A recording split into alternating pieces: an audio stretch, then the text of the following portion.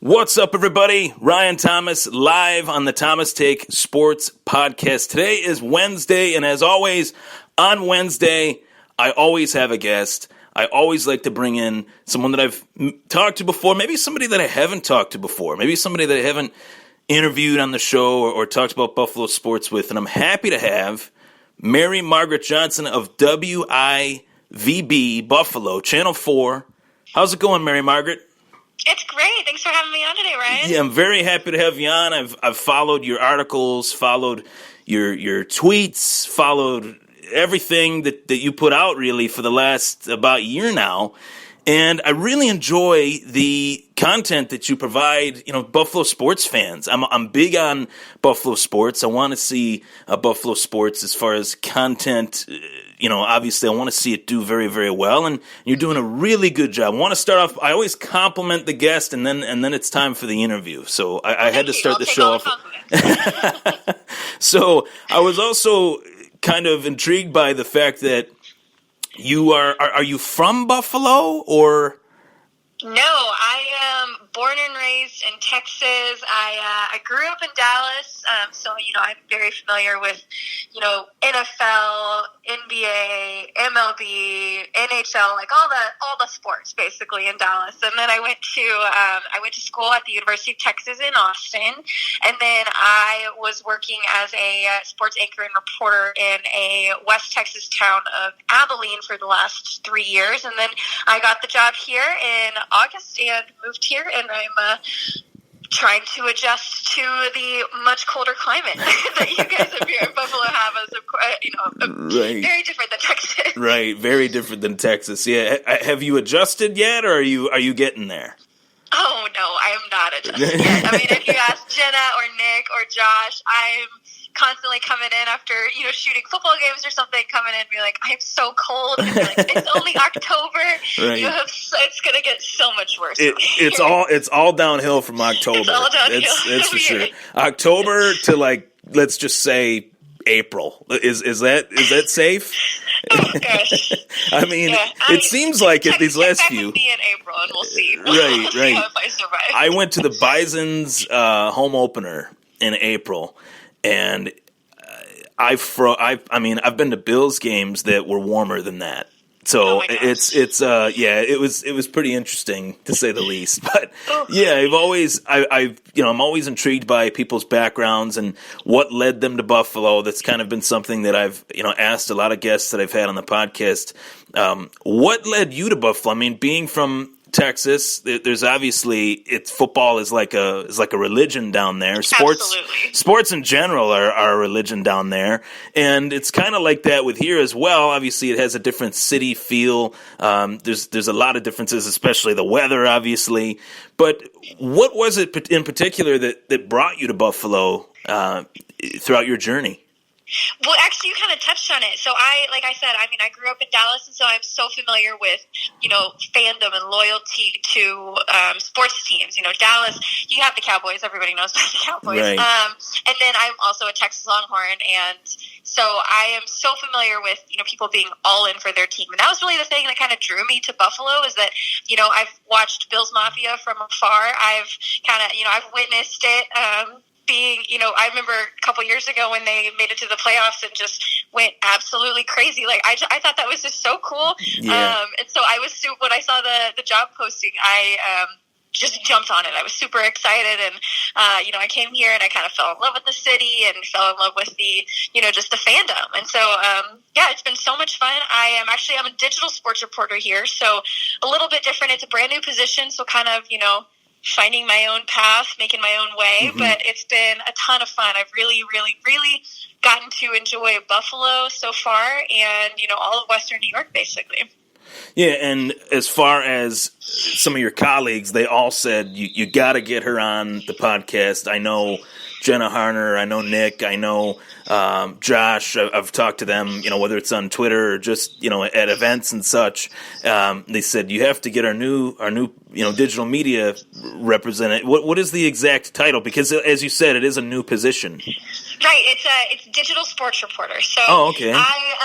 So my stuff, I get to do a lot of the things that they don't they don't have time for. I get to do a ton of high school coverage, which is super fun for me because, like you said, I mean, I'm coming from Texas where high school football is king, and so it's been, I love high school coverage. And I'm getting to do that. I'm getting to do a lot of cool things with the Bills and their foundations and kind of the feel good stories, off the field. So that's been super fun. I'm going to be able to do that kind of stuff with the Sabres as well. Once that they kind of get going with that. But yeah, it's been a ton of fun. It's been kind of, like I said, kind of just trying to figure out exactly like where I fit in and, what my kind of role is as this digital sports reporter, since it is brand new. I think it was the first one in the entire Nexstar company. So I'm kind of forging the path for everybody. Right. And I noticed, obviously being from Texas to Buffalo, that had to be a huge adjustment, and it had to be something that I guess you could say was a huge, not necessarily risk, because it was something that you were ready for, you wanted the opportunity, but it's a huge life adjustment. I mean, do you have family that is still in Texas that you might not really see as often and stuff like that? Yeah. I've actually never lived outside of Texas, so this was a huge step. But I do fully believe that everybody in their life should at least live outside of the state that they, were born in for a little bit. Right. And this is like I came in at the perfect time. What better time to come to Buffalo than during the fall, getting all the football in and, the start of the Sabres. And so I feel like coming in at a time where, I automatically kind of had to jump in and be super busy was really, really great for me, because I also got the tail end of summer, got some of the warm weather, I'm actually getting to see the leaves change for the first time in my life. So that's cool. Yeah. You will think it's cool for now. And then when you have to, maybe shovel or sweep the snow off your car with a shovel, then you'll realize, hey, this is not really going too well. Yeah. We'll cross that bridge when we get there. Right. Don't even think about it right now. Trust me. So you kind of touched on it too. You came here at the perfect time, because Buffalo sports is at a point right now where it's the main topic of discussion. You go to your local, gas station, you're pumping gas somewhere, you're sure to get a comment about the Bills, the Sabres, especially if you're wearing a Bills hat or a Sabres hat. People are just so friendly around here when it comes to their sports teams. And oh my gosh, so friendly. Oh my Lord, yeah. I mean, I do a little bit of traveling here and there, and I always represent one Buffalo, of course. And people are like, "Wow, you guys are crazy fans. You guys deserve a winner." And it looks like so far, I mean, the Bills and Sabres. Bills are 5-1. Sabres are 8-1-1. I did notice I was a little bit let down. As I said, I followed you on Twitter. You're a great follow, and I did notice that along the way you went to the Sabres game, Sabres and Dallas Stars, and you were rooting for the Stars. I was like, "What is going on?" I didn't say who I was rooting for. I was just there. It was my hometown team, which I grew up in Dallas, so I've been a Dallas Stars fan for my whole life, and then my new team. I mean, the Sabres, like you said, it's so much fun. They're doing so well. The Bills are doing so well. So, I mean, I feel like you can be, I was at the game. Yeah. I was at the game watching it. I was just enjoying some good hockey. And it was really good hockey for the Sabres, not good hockey for the Stars. No, not at all. And I guess you can always root for your home team, but you know as well as I do, once you're in Buffalo, it is just a part of your DNA, no matter where you go in life. I mean, maybe 10 years from now, you'll be in another city, covering a sports team there, or, you never know where life can take you, but Buffalo is always a city that kind of sticks with people. And for sure. I've noticed that with athletes, with people that have worked in the media. Jonah Javad, I know pretty well. I remember when he went down south, he was he's in Dallas. Yeah, he's in Dallas now, right? My parents watch him on the news every night. Yeah. I noticed for him, he was like, this is going to be a really, really tough, adjustment. He kind of took it as if he was. It was like a grieving process for him. So it's one of those cities where initially, people are so hyped up about coming here because of the sports fans and stuff like that. But it always has this kind of negative stigma towards it.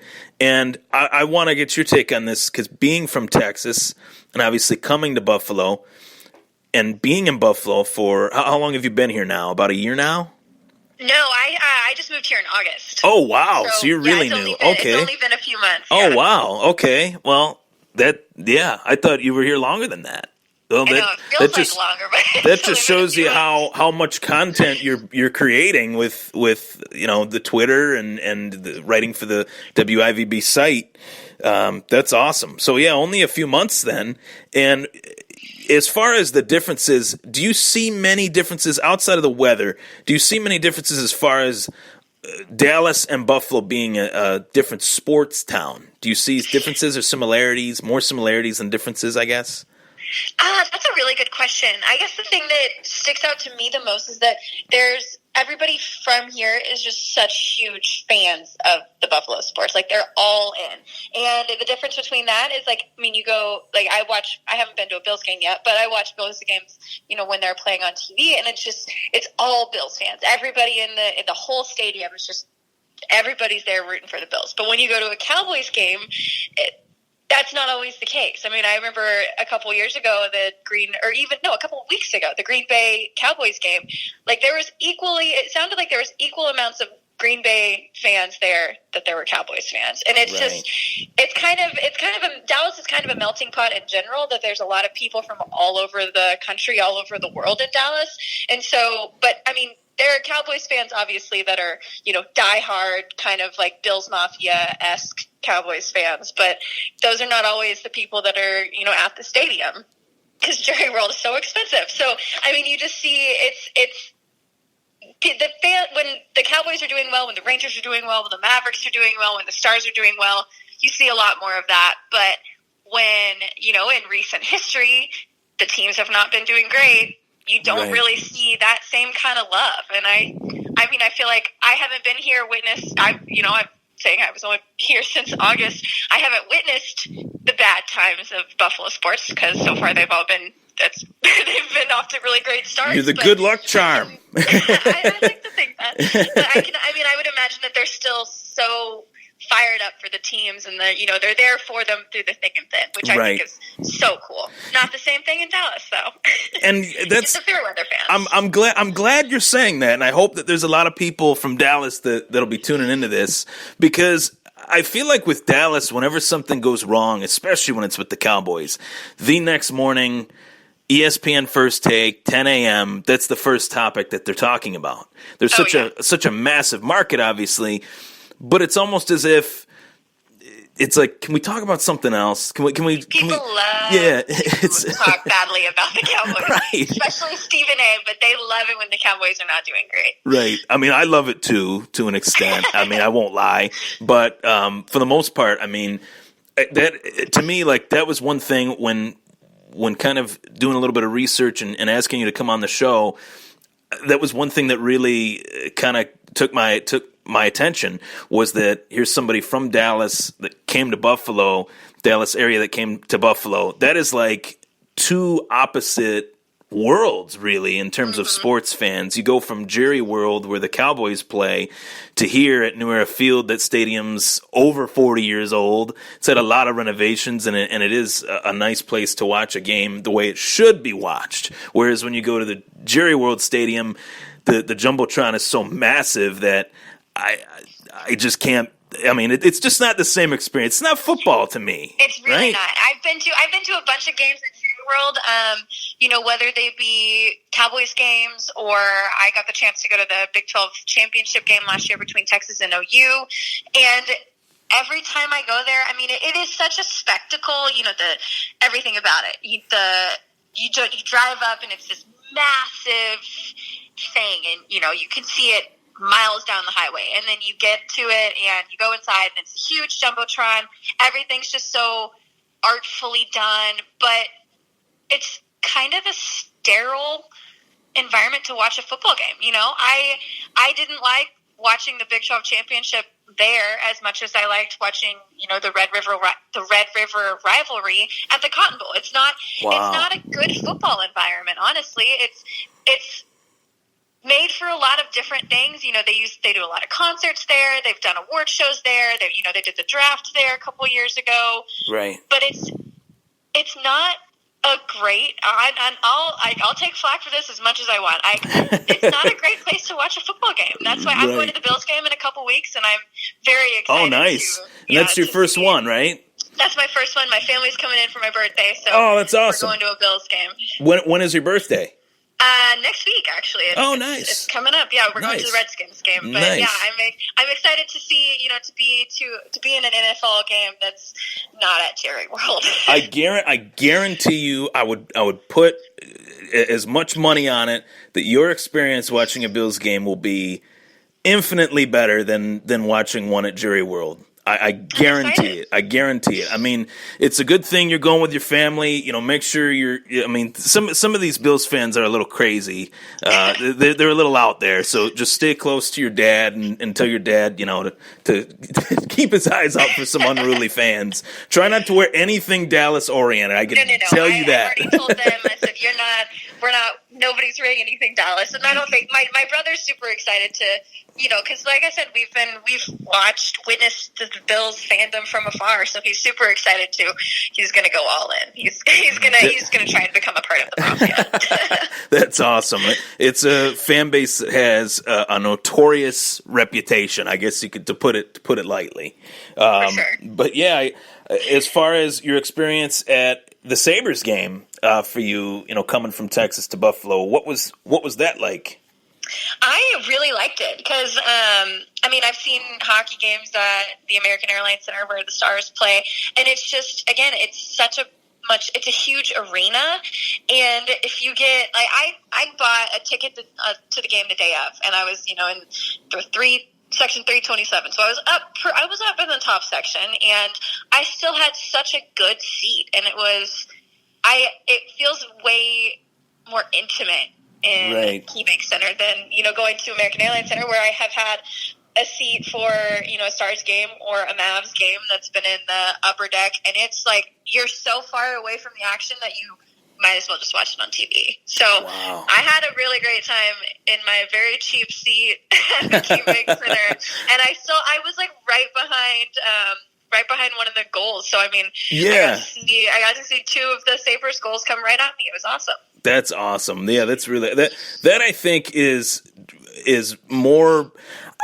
It's tough to say which one is more Buffalo, a Bills game or a Sabres game, because the Sabres actually play in Buffalo. I'm hoping at some point the Bills, when they do decide what they're going to do at the stadium thing, I would hope that they do find somewhere to put it in downtown Buffalo. That would be pretty cool. That would be awesome. It would be pretty Parking would be an issue, but it would be cool. it would be pretty cool.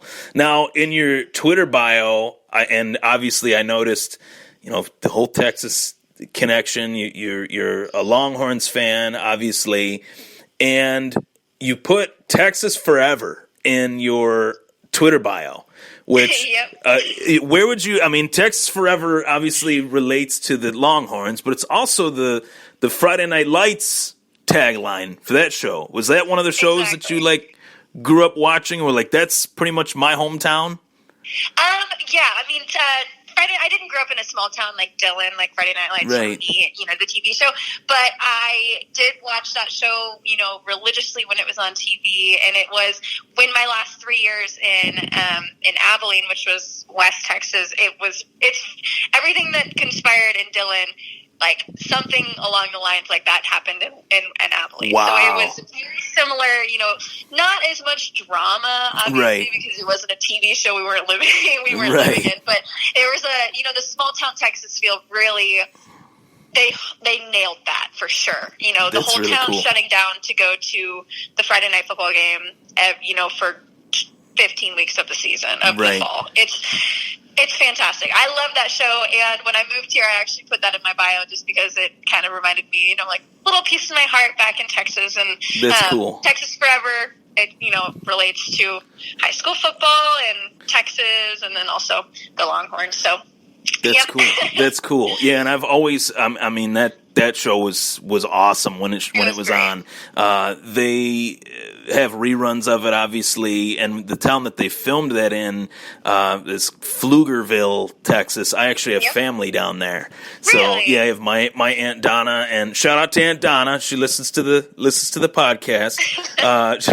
My Aunt Donna and my cousins Cameron and Taylor are all down there, and it's such a cool place. It is truly like the football cap. I mean, football is literally embedded into every city, every town in Texas. I'd like to go back down there. I haven't been down there in a while, but it is different from there to here. Obviously, it's almost polar opposite in a lot of ways, with some similarities.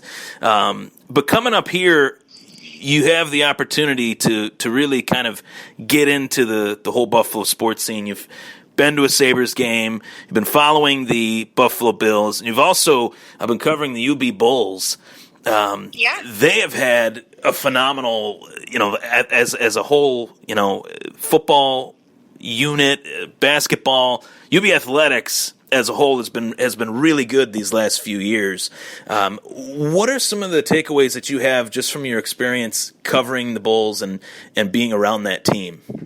Yeah, so I have gotten to do a ton of stuff with the Bulls so far this year. As basketball season starts up, I will be doing a lot of that too. But with football, they have a very young team, and that's kind of been the overwhelming sentiment, I guess, surrounding this year is that they had so much success last year, but they also lost so many of those key players from that very successful team. So they're really trying to figure it out. I think that they're on the right track. They have a huge matchup this week against Central Michigan, and so this will be, I think, if they get this win, it'll be their second MAC win in a row. They got their first one this last weekend, and I think that that'll be the key win of the season so far. It'll kind of just continue to propel them in the right direction, and they named they named Cal Van Treese the starter for the rest of the season because Matt Myers is out on injury for the rest of the year. So Cal Van Treese I got to talk to him yesterday at practice, and he, says he's feeling a lot more confident. He knows that he's the guy, and, that he's getting a lot more reps with the ones. And so I think that he's just kind of settling into that. I think the offense definitely needs to step up this week. But, yeah, they're really, I think they're on the right track. One dynamic of every team that I always talk about is the coach. I like to dive into the X's and O's, and Coach Lance, that's what I call him because I've butchered his last name to him before, so I just call him Coach Lance. I'm like, Coach Lance, and I ask him a question or whatever when I've been to some of the practices and stuff like that, and just passing. But I think that your program, especially at the collegiate level, is only as good, or I don't want to say as bad, we'll just say as not so good as your head coach. And I really have enjoyed Coach Lance during his time here. Have you had the opportunity, I'm sure you have, but have you had the opportunity to kind of talk to him and dive into what his expectations are for the program along the way? Yeah. For sure. He's great. I'm a huge fan of Coach Leipold. He is, you can just tell how much he loves the kids. You can tell how much the kids love him and want to play, as best as they can for him. He's just, he's a fantastic guy. I've really enjoyed getting to know him over, the last 2 months, I guess. But yeah, he's awesome. He's super helpful. He is, always willing to do a, one-on-one interview with me whenever I'm there. So it's great. I did get to travel with the team to Penn State, which was so cool. Oh, wow. That had to be a heck of an experience. That was awesome. That was the first time I've ever been to Penn State, and I think I was my mouth was wide open the whole time. Whoa. It was just it was an experience for sure. But yeah, I got to talk to him after the game, and I really like how he is so positive. Even after a tough loss that they'll have, he'll always have some positives to take away from the game, and he's always saying you learn from the losses and you learn from the mistakes, and all you can do is just kind of take that and use it to become better. And I feel like they're definitely doing that. They have had some tough losses and they've been dealt some tough cards this year, but I feel like they really are for sure learning from those losses.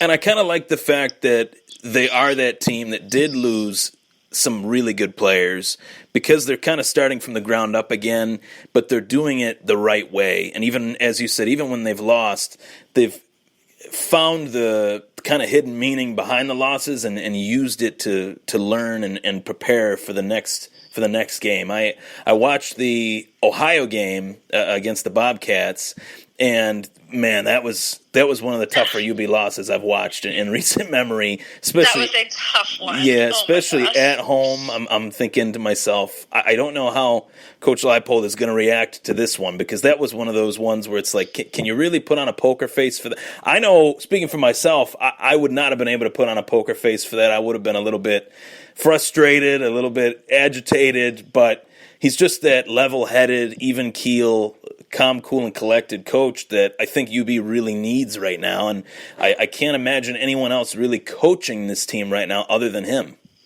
For sure, yeah. And after that Ohio loss, you could tell, like, they were upset. They were really upset that they lost it in the way that they did, but it did come the week before the bye week. So he was so excited for them to be able to, head into the bye week, be able to kind of, wipe their minds clean, get some guys healthy. They've had, so many issues with injuries this season. So that it came at a good time, and that was really the overwhelming, what he was saying after, post game was we're ready to attack the bye week. We're ready we need the bye week. We're ready to kind of start clean. And they did. Right. They came out of the bye week and got their first road win of the season and their first MAC win of the season last week at Akron. So I think that they definitely, they really did need that bye week to come when it did.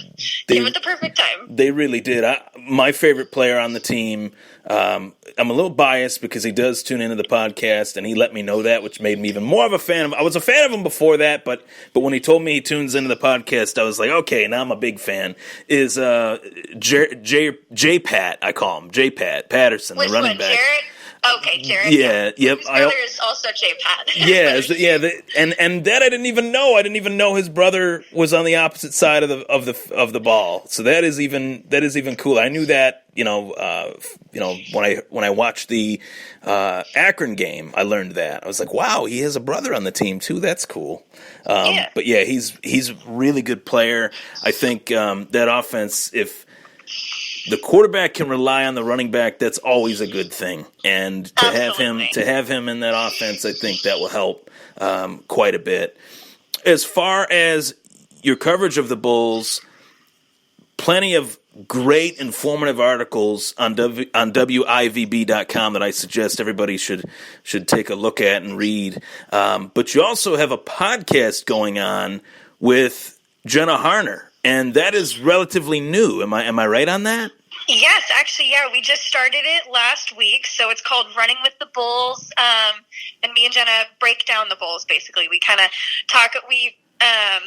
It's through the station, so we talk for like 10 minutes ish a week, and just kind of talk about the big points for UB that week. So last week it was.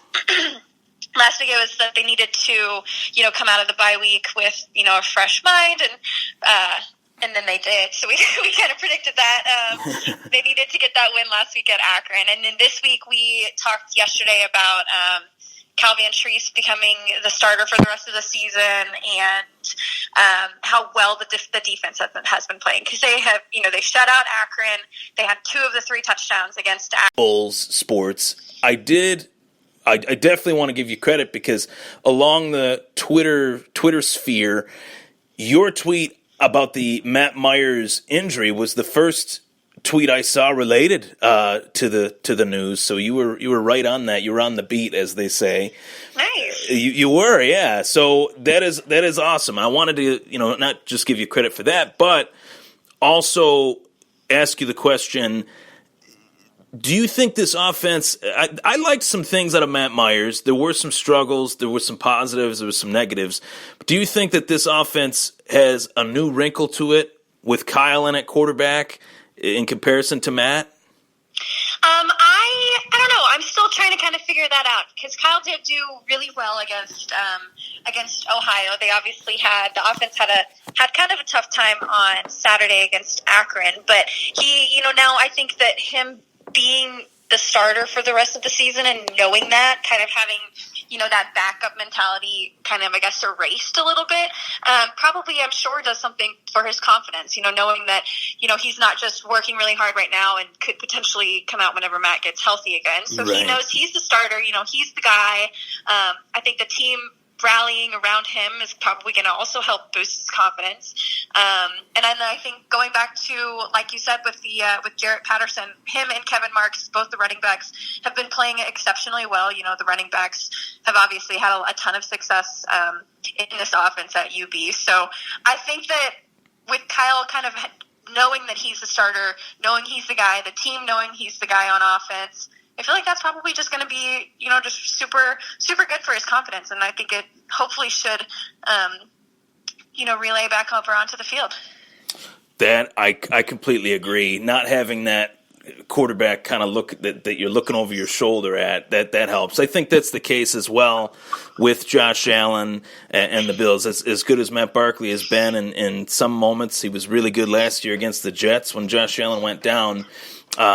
Kind of switching gears here and going over to the pro side, what do you like about Josh Allen's game? What are some things that you think that he might need to work on as we kind of move forward this season after our 5-1 start? I think he has a huge arm, and that's something that I have seen from him, ever since he, started. But I think that, obviously he can throw it up to the press box if he wants to after that touchdown this last weekend. But I think that, the thing that I've just been continuing to see is that the accuracy still needs to kind of be worked on. And I think that, he is still such a young quarterback, and that kind of comes with time. I know Dak Prescott kind of, for the Cowboys, had the same issue that, he has such a huge arm, but sometimes has a hard time reining it in and hitting his receivers in the hands. So I think that that's just that's something that he just needs to continue working on. And we're seeing sparks of greatness and then kind of taking a step back. But I think that it's all in the right direction. You definitely think they're headed in the right direction, which is music to my ears, because we oftentimes read and hear a lot of negativity, and I had to kind of dial back a little bit on my post-game show. I kind of had to dial back a little bit because I was kind of critical of him in the first half of last week's game, but I had to dial myself back because he played so well in the second half. The numbers are just through the roof as far as his ability in the second half to just take games over and just be a dominant force out there. If he can continue to do that, ideally I want him to play 4 full quarters of a game and play really, really well. But if he's leading the comeback and finding ways to win, I can't really complain, right? Yeah, I also wonder if the first half of the game this last week kind of being slow was maybe because we're coming off the bye week. Right. I don't know. I've always seen that in college sports. It's kind of, when a team has a bye week, they kind of start a little bit slower because they're not, they've had a whole week off. And maybe that maybe potentially had something to do with it. Maybe not. I don't know. The first half of that game was not pretty. Not pretty at all. It was much more fun to watch in the second half. Right. In the first half, I'm thinking, we're playing the Dolphins. What is happening? What am I watching? Why am I putting myself through this? But then, they redeemed themselves in the second half. They did. And